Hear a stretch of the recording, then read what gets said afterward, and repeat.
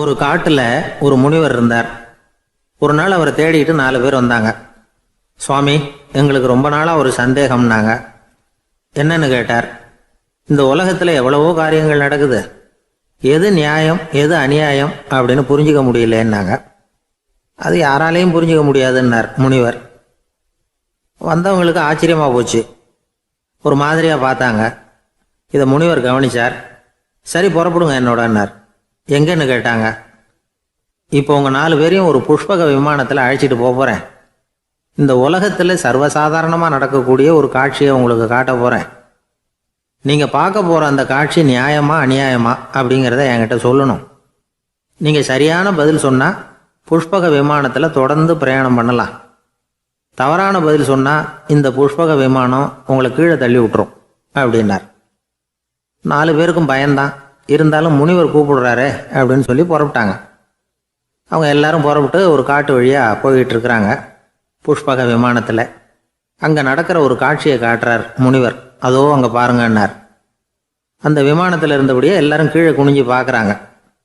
அங்கே ஒரு தாய் புலி அப்போ தான் குட்டி போட்டிருக்கு. குட்டிகளை ஈன்ற உடனே பசிக்கு இறை தேடி அந்த பக்கமாக வருது. அதே நேரம் ஒரு தாய் மான், அதுவும் அப்போ தான் குட்டி போட்டிருக்கு. அதுவும் இதே மாதிரி குட்டிகளை ஈன்ற உடனே பசிக்கு இறை தேடி அந்த பக்கமாக வருது. இப்போ அந்த புலி அந்த மானை அடித்து போட்டுடுது. அதுவும் சாப்பிடுது, குட்டிகளுக்கும் கொடுக்குது. இப்போ அந்த புலிக்குட்டிகள் முகத்தில் மகிழ்ச்சி, தாயை இழந்த அந்த மான் குட்டிகள் முகத்தில் துக்கம். இப்போ அந்த முனிவர் 4 பேர்கிட்டையும் கேட்குறார், நீங்கள் இங்கே பார்த்தீங்களே, இதில் எது நியாயம் எது அநியாயம்? ஒவ்வொருத்தராக சொல்லுங்கள். உங்கள் பதில் சரியில்லைன்னா இந்த விமானம் உங்களை கீழே தள்ளி விட்டுரும். சொல்லுங்கள் பார்க்கலாம்னார். முதல்ல ஒருத்தன் சொன்னான், அந்த புலி செஞ்சது சரிதாங்க. அது பசிக்கு அதுதான் ஆகாரம்.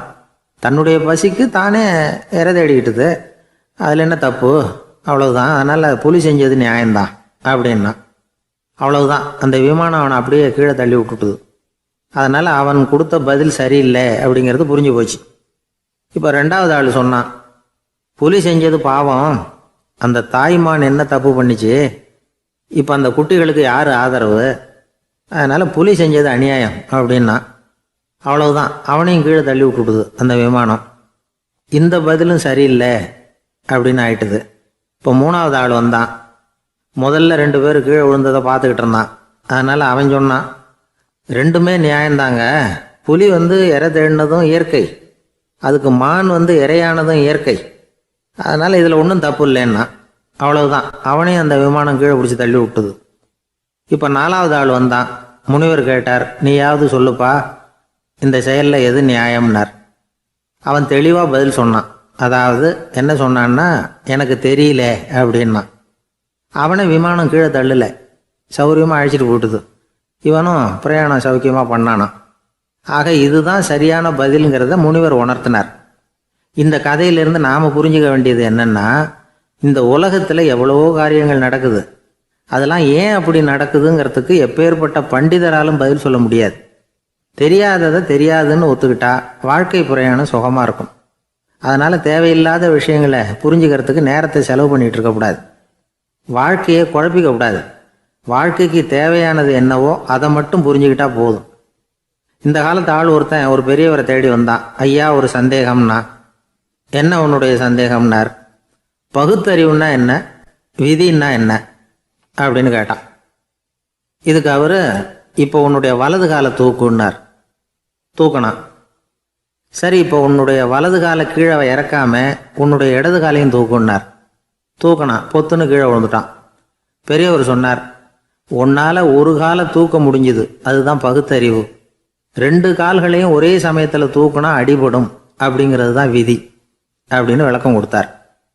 இவன் தன்னுடைய விதியை நொந்துக்கிட்டே இடுப்பை பிடிச்சிக்கிட்டு அங்கேருந்து நடந்து போயிட்டானான்.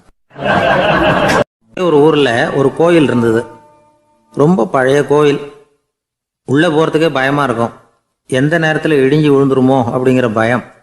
அப்படி இருந்ததுனால யாரும் துணிஞ்சு சாமி கும்பிடுறதுக்கு அங்கே போகிறதில்ல. கோயிலுக்கு வர்ற கூட்டம் கொஞ்சம் கொஞ்சமாக குறைய ஆரம்பிச்சுட்டுது. கோயில் நிர்வாகிகள் எல்லாரும் கூடி உட்காந்து பேசினாங்க. என்ன பண்ணலாம்னு யோசனை பண்ணாங்க. எந்த இடம் மோசமாக இருக்கோ அந்த இடத்த பழுது பார்த்தாங்க. அங்கே இங்கே வர்ணத்தை பூசி கொஞ்சம் அழகுபடுத்தி பார்த்தாங்க.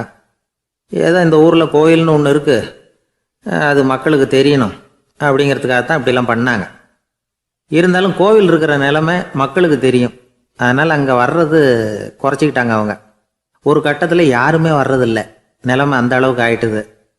மறுபடியும் கோவில் நிர்வாகிகள் கூட்டம் நடந்தது. இந்த கூட்டம் கூட கோயிலுக்கு உள்ளே நடக்கலை, இடிஞ்சு விழுந்துருமோங்கிற பயம். அதனால் வெளியில் தான் உட்காந்து கூட்டத்தை நடத்தினாங்க. ஏன்னா உள்ளே போகிறதுக்கு அவங்களுக்கும் துணிச்சல் கிடையாது, எந்த நேரமும் விழுந்துரும் போல் இருந்தது அது. அது வழியாக போகிறவங்க கூட வேகமாக அந்த இடத்த கடந்து போக ஆரம்பிச்சிட்டாங்க. கோவில் நிர்வாகிகள் வெளியில் உட்காந்து கூட்டம் போட்டாங்க இல்லையா, அந்த கூட்டத்தில் 4 தீர்மானங்களை நிறைவேற்றினாங்க. அது என்ன 4 தீர்மானம்னா, முதல் தீர்மானம், இந்த கோவிலை இடிப்பது அப்படிங்கிற முடிவை இந்த கமிட்டி மிகவும் வருத்தத்துடன் ஏற்றுக்கொள்ளுகிறது அப்படின்னு நிறைவேற்றினாங்க. இதுக்கு பதிலாக இன்னொரு கோவிலை உடனடியாக கட்டி முடிச்சுடணுங்கிறது 2வது தீர்மானம். 3வது தீர்மானம் என்ன தெரியுமா? பழைய கோவிலின் கதவுகள், அதிலிருந்து பிரித்து எடுக்கிற செங்கல், இதையே புது கோவில் கட்டுவதற்கு பயன்படுத்தி கொள்ள வேண்டியது. பழைய கோவில் இருந்த மாதிரியே அதே வடிவத்தில் புது கோவிலையும் கட்ட வேண்டியது. பழைய கோவிலின் அஸ்திவாரத்தை அப்படியே வச்சுக்கிட்டு அதுக்கு மேலே நாம் கோயிலை கட்டிக்க வேண்டியது.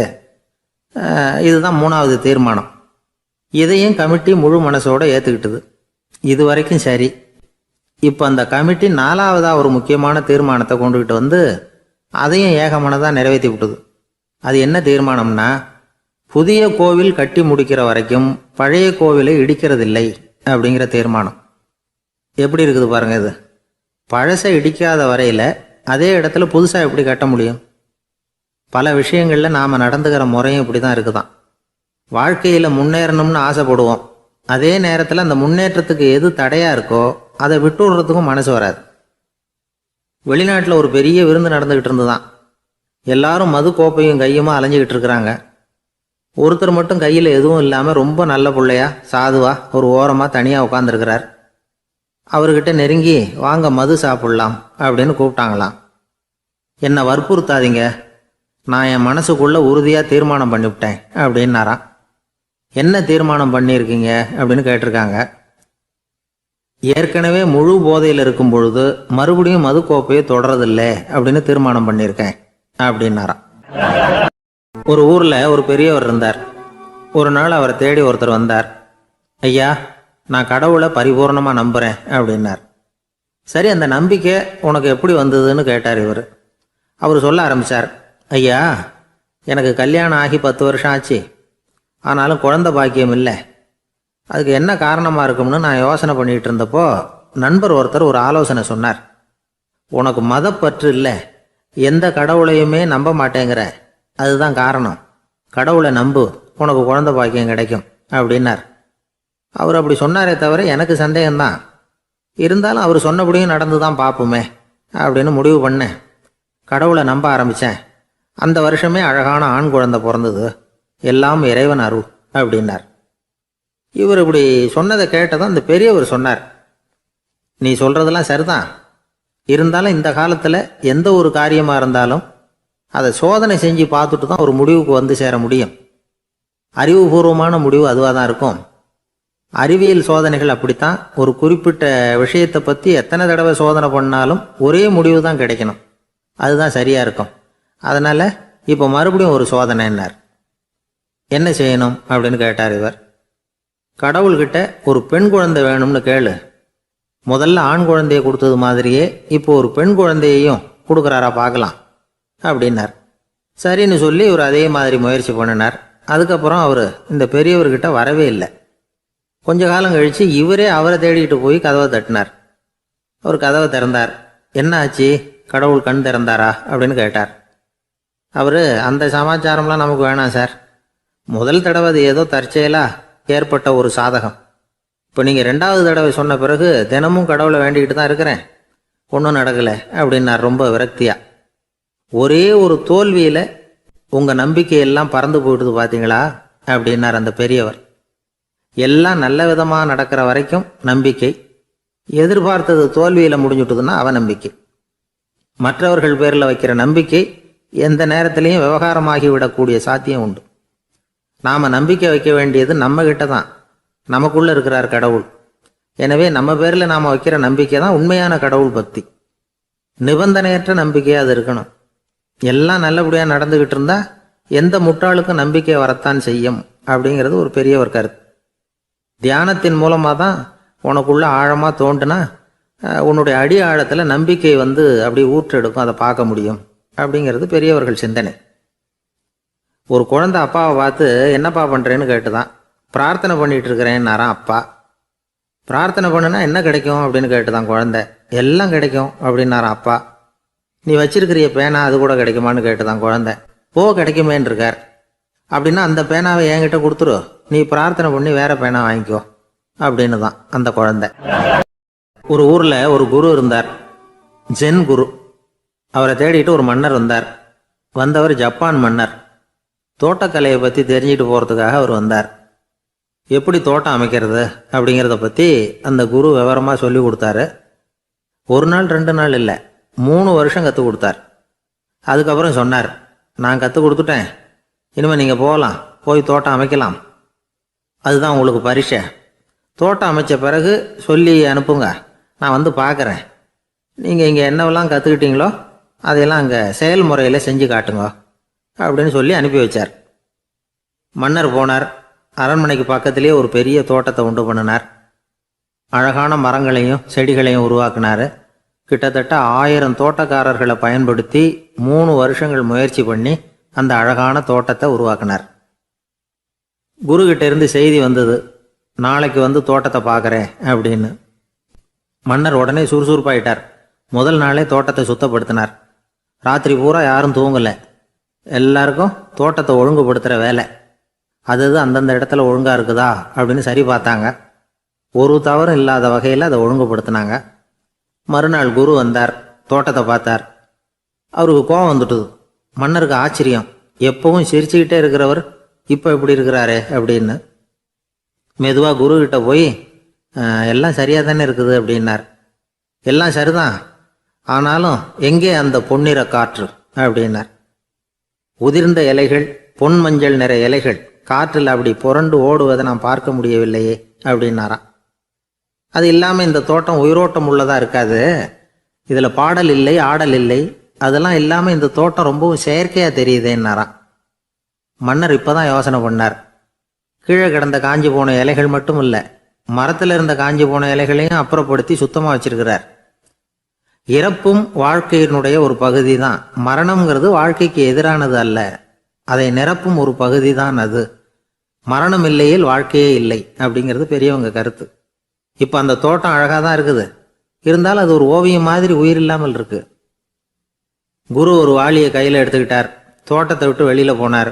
ஏற்கனவே வீசி எறிந்த அந்த சருகுகளை எல்லாம் அள்ளி கொண்டுகிட்டு வந்தார். உள்ள எல்லா இடங்கள்லையும் அதை வீசினார். உடனே காற்று அந்த காய்ந்த சருகுகளையும் பழுத்த இலைகளையும் அசைக்க ஆரம்பிச்சுட்டுது. இப்போ அங்கே சலசல சத்தம், சங்கீதம், இலைகளின் நடனம், ஓவியம் மாதிரி இருந்த அந்த தோட்டத்துக்கு இப்போ உயிர் வந்துட்டுது.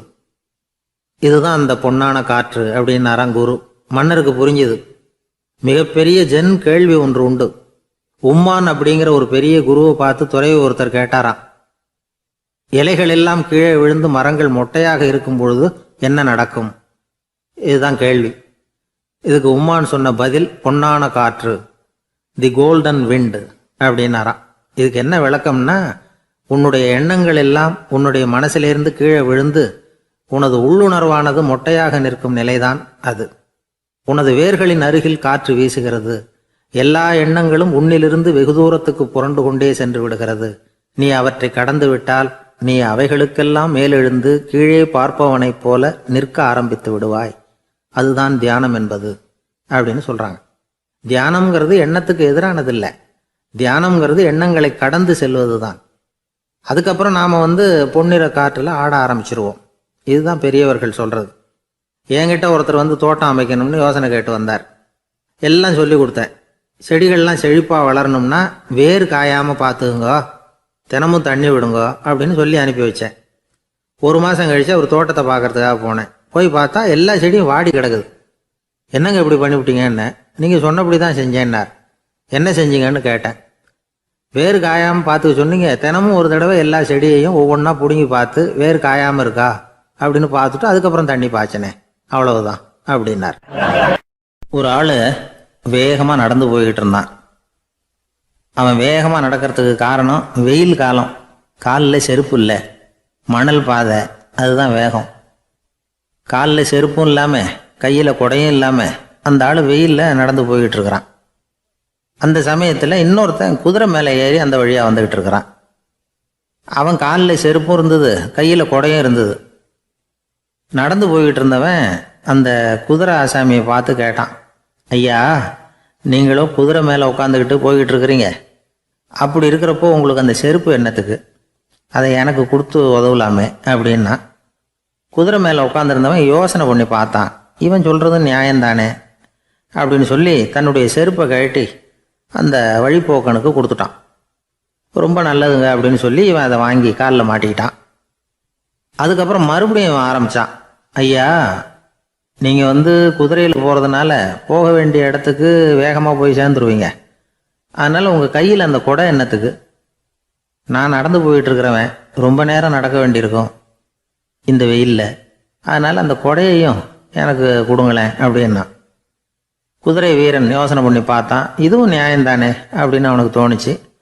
உடனே இறக்கப்பட்டு தன் காலில் இருந்த செருப்பை கொடுத்தது மாதிரியே தன் கையில் இருந்த குடையையும் இவங்கிட்ட கொடுத்துட்டான். அதுக்கப்புறம் அவன் நிம்மதியாக புறப்பட்டான். இப்போ மறுபடியும் கை தட்டி அவனை நிறுத்தினான். கீழே நின்றுட்டு இருந்தவன், என்னப்பா ஏன் என்ன நிறுத்தின, இன்னும் ஏதாவது வேணுமா உனக்கு அப்படின்னா குதிரையில் இருந்தவன். இவன் மெதுவாக வாயை திறந்து அந்த குதிரையையும் என்கிட்ட கொடுத்துருங்களேன்னா. அந்த குதிரை வீரன் இப்போ ஒரு கணம் யோசனை பண்ணி பார்த்தான்.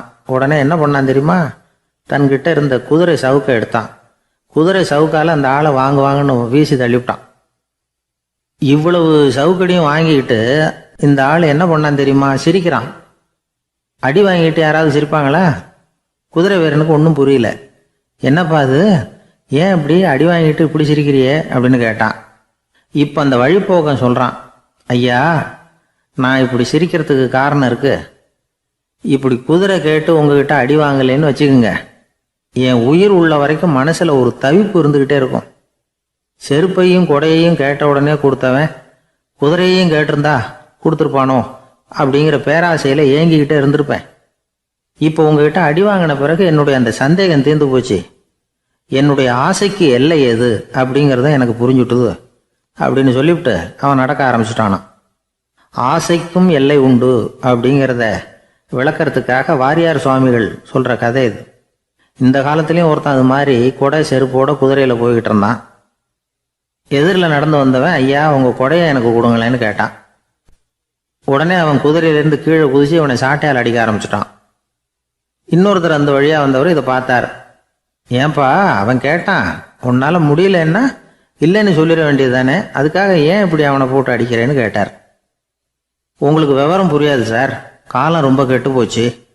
கேட்டதை கொடுத்தேன்னு வச்சுக்கோங்க, இந்த குதிரையே என்னோடது, அவன் திருடிக்கிட்டு போகிறான் அப்படின்னு என் பேரில் புகார் கொடுக்க ஆரம்பிச்சிருவான் சார் அப்படின்னா. அது எப்படி அவ்வளோ உறுதியாக சொல்கிறேன்னு கேட்டார் அவர். ஏற்கனவே அது மாதிரி ஒருத்தன் பேரில் புகார் கொடுத்துட்டு தான் இந்த குதிரையை நான் தள்ளிட்டு வந்துக்கிட்டு இருக்கிறேன் அப்படின்னார். ஒரு வயசான பாட்டியின் தாத்தாவும் ஒரு பூங்காவில் உட்காந்து பேசிக்கிட்டு இருக்கிறாங்க. அவங்களுக்கு கல்யாணம் ஆகி 53 வருஷம் ஆச்சு. பிள்ளைங்கள்லாம் படித்து பெரிய பெரிய வேலையில் இருக்கிறாங்க. பேரன் பேத்திகளும் நல்ல நிலைமையில் இருக்கிறாங்க. இந்த தாத்தாவும் பாட்டியும் சிரித்து பேசிக்கிட்டு இருந்ததை ஒரு பெரியவர் பார்த்தார். அவருக்கு ஆச்சரியமாக இருந்தது. இந்த வயசுலேயும் இவ்வளவு அந்யோன்யமாக இவங்க பேசிக்கிட்டு இருக்கிறாங்களே அப்படின்னு நினச்சார். சரி, நேரிலேயே கேட்டுருவோமே அப்படின்னு நினச்சிக்கிட்டு கிட்ட போனார். உங்கள் மன வாழ்க்கையின் வெற்றிக்கான ரகசியம் என்ன அப்படின்னு கேட்டார். இதை கேட்டதும் அந்த தாத்தா சிரிச்சுக்கிட்டே பாட்டியை பார்த்தாராம். அதுக்கப்புறம் சொன்னாராம், நான் இந்த அம்மாவை கல்யாணம் பண்ணிக்கிட்டதுக்கும் எங்களுடைய இல்வாழ்க்கை இவ்வளவு நாளாக பலம் குறையாமல் மகிழ்ச்சியாக இருக்கிறதுக்கும் காரணம் ஒன்று தான். அது என்ன காரணம்னா, எங்களுக்கு இடையில பொதுவாக நிறைய குறைகள் உண்டு, அதுதான் காரணம் அப்படின்னாராம்.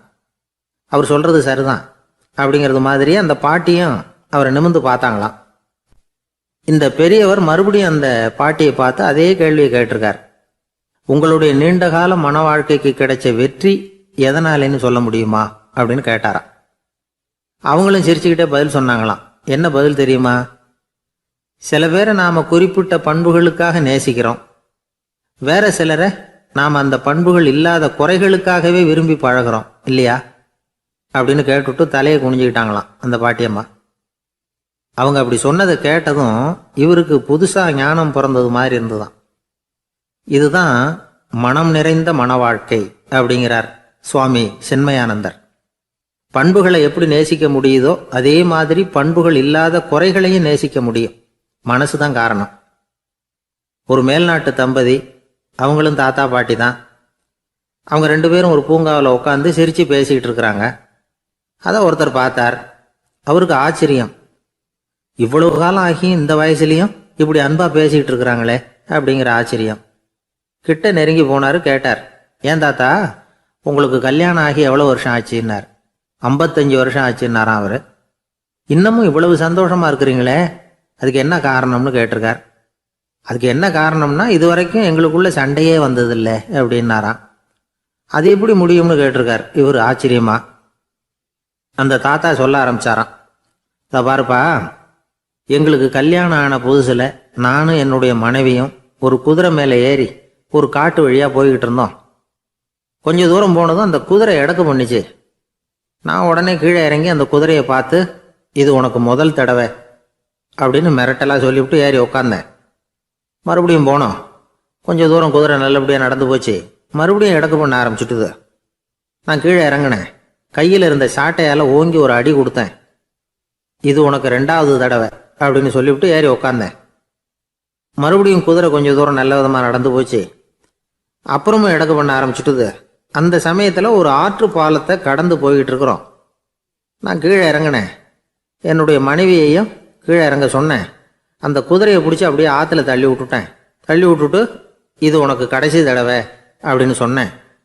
அதை பார்த்ததும் என் மனைவி பதறி போயிட்டாங்க. போய், ஐயோ பாவம், என்ன இப்படி பண்ணிவிட்டீங்க, உங்களுக்கு மனசில் கொஞ்சம் கூட இறக்கமே இல்லையா அப்படின்னாங்க. நான் மெதுவாக இவங்க பக்கம் திரும்பி, இது உனக்கு முதல் தடவை அப்படின்னேன். அவ்வளவுதான். அன்னையிலேருந்து இன்னைய வரைக்கும் ஒரு நாள் கூட எங்களுக்குள்ள சண்டையே வந்ததில்லை அப்படின்னு விளக்கம் கொடுத்தார் அந்த தாத்தா. கடற்கரை ஓரமா ஒரு பெரியவர் கையால மணலை கீறிக்கிட்டே உட்காந்துருக்கிறார். என்னத்தையும் தேடிட்டு இருக்கிறது மாதிரி தெரிஞ்சது.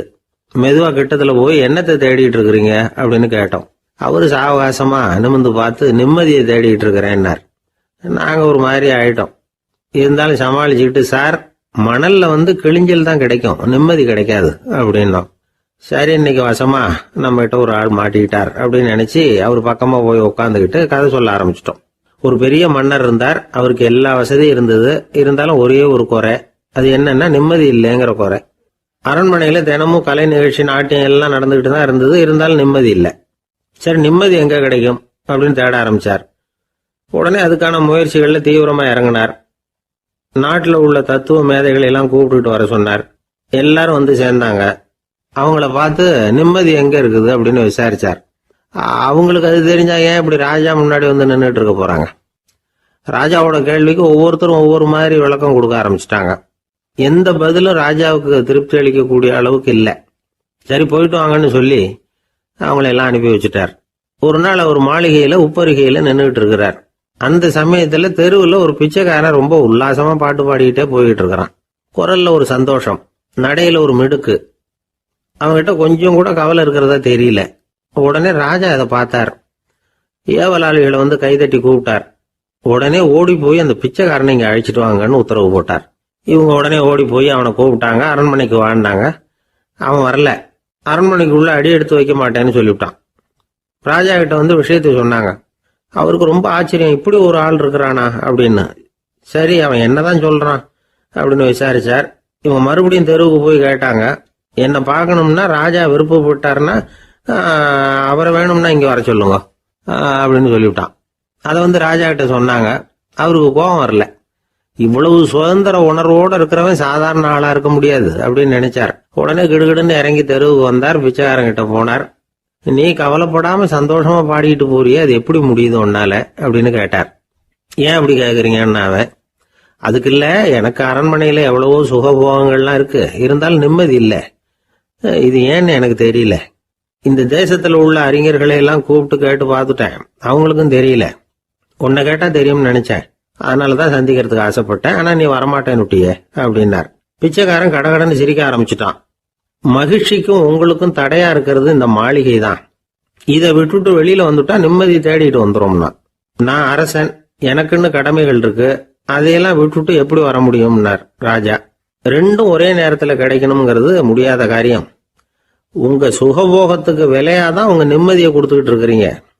என்ன பாருங்க, என்கிட்ட எதுவும் இல்லை, அதனால எதுவும் போயிடுமோங்கிற பயமும் இல்லை, நிம்மதியா இருக்கிறேன் அப்படின்னா அவன். ராஜா உடனே சந்தோஷப்பட்டு தன்னுடைய மேலங்கியை எடுத்து அவனுக்கு பரிசா கொடுத்தாரான். அவன் சிரிச்சுக்கிட்டே அதை வாங்க மாட்டேன்னு விட்டானான். இதை நீங்க எனக்கு கொடுக்கறதுனால எந்த பயனும் இல்லை, அதே நேரத்துல அதை வாங்கிக்கிட்டேன்னா அடுத்த வினாடியிலிருந்து அதை எப்படி காப்பாத்துறதுங்கிற கவலை எனக்கு வந்து சேர்ந்துடும், அப்புறம் தூக்கம் வராது, நிம்மதி போயிடும் அப்படின்னானா. சொல்லிவிட்டு அவன் பாட்டுக்கு சந்தோஷமா பாடிக்கிட்டே போயிட்டான். நிம்மதி எங்க இருக்குங்கிறதையும் ராஜா தெரிஞ்சுக்கிட்டார். அந்த இடத்துக்கு தன்னால போக முடியாதுங்கிறதையும் அவர் புரிஞ்சுக்கிட்டார். இப்படி இந்த கதைய அந்த கடற்கரையில மணலை கீறிக்கிட்டே உட்கார்ந்துருந்தார அந்த பெரியவர்கிட்ட சொல்லி முடிச்சோம். அவர் முகத்துல ஒரு தெளிவு தெரிஞ்சது. எங்களை நிமிர்ந்து பார்த்தார். ரொம்ப நன்றிங்க, இப்ப எனக்கு தெரிஞ்சு போச்சு, நிம்மதி வேணும்னா அதுக்கு என்ன பண்ணணும்னு இப்ப நல்லா புரிஞ்சுக்கிட்டேன் அப்படின்னார். என்ன புரிஞ்சுக்கிட்டீங்கன்னு கேட்டோம். இனிமே இந்த பக்கம் வந்தா உங்க கண்ணுல படாத இடமா பார்த்து உட்காரணும்னு புரிஞ்சுக்கிட்டேன் அப்படின்னார். ஒரு சன்னியாசி, அவரு ஒரு நாள் ஒரு கனவு கண்டாராம். அந்த கனவுல அவர் சொர்க்கத்துக்கு போறார். அங்க ஒரு பெரிய திருவிழா நடந்துகிட்டு இருக்குது. எங்க பார்த்தாலும் அலங்கார வளைவுகள், வண்ணமயமான விளக்குகள், பாதைகள் பூரா மலர்கள், எல்லா கட்டடங்களும் ஒளிமயம். அவ்வளவு கோலாகலமா பிரம்மாண்டமா அந்த திருவிழா நடந்துகிட்டு இருக்குது. அது என்ன திருவிழாங்கிறது இந்த சன்னியாசிக்கு புரியல. அங்க எதிரில் வந்துகிட்டு இருந்த ஒருத்தரை நிறுத்தி, என்ன விசேஷம் இங்க அப்படின்னு விசாரிச்சாராம். உனக்கு தெரியாத விஷயம், இன்னைக்கு இறைவனுக்கு பிறந்த நாள், அதை தான் எல்லாரும் சேர்ந்து கொண்டாடுறோம். இதுக்காக பிரம்மாண்டமான ஊர்வலம் ஒன்று வரப்போகுது, இறைவனே அந்த ஊர்வலத்தில் கலந்துக்கிறார் அப்படின்னார் அவர். உடனே அந்த சன்னியாசி ஒரு மரத்து நிழல்ல ஒதுங்கி நின்றுக்கிட்டார். ஊர்வலம் வந்துகிட்டு இருக்குது. முதல்ல ஒரு குதிரை வந்துகிட்டு இருக்கு, அது மேலே ஒருத்தர் உட்காந்துருக்கிறார்.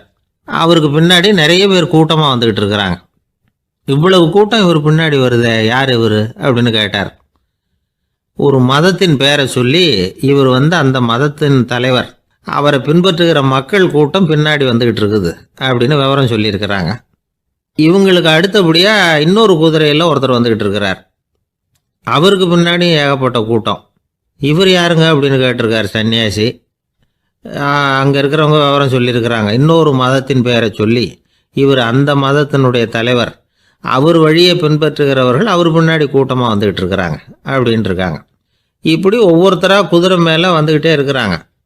அவங்கள பின்பற்றியும் ஒவ்வொரு கூட்டம் வந்துக்கிட்டே இருக்குது. அந்த பெரிய ஊர்வலம் அது பாட்டுக்கு போய்கிட்டு இருக்குது. கடைசியாக அது முடிஞ்சது ரொம்ப நேரம் கழித்து. அதுக்கப்புறம் கொஞ்சம் நேரம் கழித்து ஒரு வயசான ஆள் குதிரை மேலே வந்துக்கிட்டு இருக்கிறார். ஆனால் அவருக்கு பின்னாடி யாருமே இல்லை. அவர் பரிதாபமாக தனியாக வந்துக்கிட்டு இருக்கிறார். அவர் அந்த ஊர்வலத்தை சேர்ந்தவரா இல்லையாங்கிறதே தெரியல. இவர் யார், இவர் ஏன் இப்படி தனியாக வந்துக்கிட்டு இருக்கிறார் அப்படின்னு கேட்டிருக்கார் அந்த சன்னியாசி.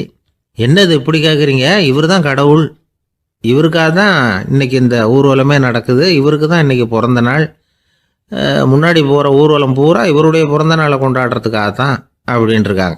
இதை கேட்டதும் அந்த சன்னியாசிக்கு திடுக்குன்னு தூக்கி போட்டிருக்கு. இது வரைக்கும் கனவு கண்டுகிட்டு இருந்தவர் முடிச்சுக்கிட்டார். அதுக்கப்புறம் தான் யோசித்து பார்த்துருக்கார். உண்மைதான், மக்கள் எல்லாரும் பக்தி மார்க்கத்தில் போகிறதா நினச்சிக்கிட்டு பாதை மாறி போய்கிட்டு இருக்கிறாங்க. கடவுளை பின்பற்றுவதாக நினைக்கிறாங்க பக்தர்கள், ஆனால் கடவுளுக்கு பின்னாடி யாருமே இல்லை. இன்னமும் இயல்பாக இதை பற்றி யோசித்து பார்த்தா, உண்மைக்கு பின்னாடி தான் நான் போய்கிட்டு இருக்கேன் அப்படின்னு நிறைய பேர் சொல்கிறாங்க. ஆனால் அந்த உண்மை அனாதையாக போய்கிட்டு இருக்குது. அப்படி ஆயிட்டுது உலகம். இந்த காலத்துலேயும் ஒரு ஊர்வலம், ஒரு பெரிய மனுஷருக்கு பிறந்த நாள் விழா. அவர் குதிரை மேலே ஏறி முன்னாடி போய்கிட்டு இருக்கிறார். அவருக்கு பின்னாடி ஒரு 100 பேர் தொண்டர்கள் அவங்க பாட்டுக்கு போகிறாங்க. எல்லாம் பணம் கொடுத்து ஏற்பாடு பண்ணவங்க, எல்லாம் பணம் வாங்கிட்டு பின்னாடி போயிட்டுருக்குறாங்க. கொஞ்சம் தூரம் நடந்ததும் கால் வலிக்க ஆரம்பிச்சுட்டுது. ஒவ்வொருத்தரும் அப்படியே ஒதுங்க ஆரம்பிச்சிட்டாங்க. அதான் முன்னாடியே பணம் கிடச்சிட்டுதே, இனிமேல் ஒதுங்கினா என்னன்னு ஒதுங்கிட்டாங்க. ஒரு கட்டத்தில் குதிரையில் போகிறவர் தற்செயலாக திரும்பி பார்க்குறாரு, பின்னாடி யாருமே இல்லை, எல்லோரும் ஓடி போயிட்டாங்க. ஒரே ஒரு ஆள் மட்டும் ரொம்ப விசுவாசமாக பின்னாடி நடந்து வந்துக்கிட்டு இருந்தான். ஏன்ப்பா நீ மட்டும் வந்துக்கிட்டு இருக்கிறியே, நீ வீட்டுக்கு போகலையான்னு கேட்டிருக்காரு அவர். நீங்கள் அந்த குதிரையையும் அதுக்குள்ள வாடகை பணத்தையும் கொடுத்துட்டீங்கன்னா நானும் போயிடுவேன் அப்படின்னு நானா இந்த ஆள்.